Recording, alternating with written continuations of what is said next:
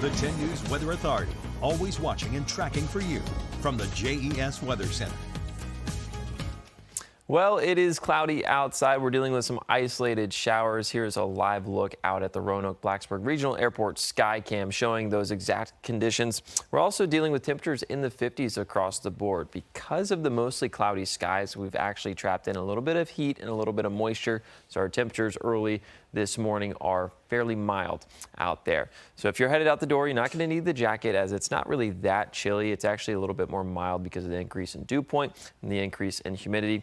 Rain gear is a little bit hit or miss depending on where you are. You might want to grab the umbrella just in case you're caught in a stray shower throughout the next couple of hours. Not going to need the hat or gloves as we're actually going to warm up significantly this afternoon.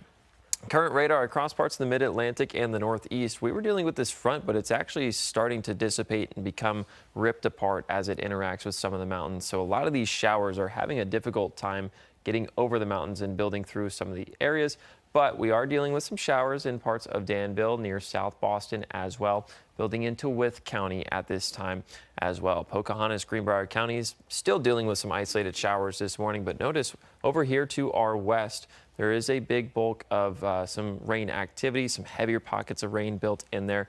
Those showers will be tracking further and further to the east over the next several hours. And that's exactly what Future Tracker picks up on. Maybe this heavy pocket of rain right here just to the west of the NRB, building through around 8 a.m. or so, and then eventually moving into parts of south side by 8 a.m., 9 a.m. Notice by 11 a.m., a lot of clear skies start to build in behind some of the rain, especially for parts of the Highlands and the NRV. By noon, we're mostly in the clear, then we'll turn partly cloudy this afternoon as our winds will shift from out of the west to out of the northwest. That's going to be bringing in some cooler and some drier air throughout the rest of our Wednesday. Also going to be bringing in some gusty winds as well. So this afternoon, daytime high temperatures anywhere from the upper 60s across the NRV, lower 70s for the Highlands, low to mid 70s across the Roanoke Valley, Lynchburg, and south side. So a seasonably average day in terms of our temperatures this afternoon.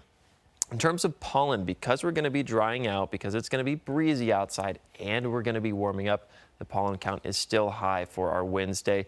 Conditions will continue into Thursday as well, and then they'll actually decline a little bit as we head into Friday and Saturday due to an increase in some cloud cover.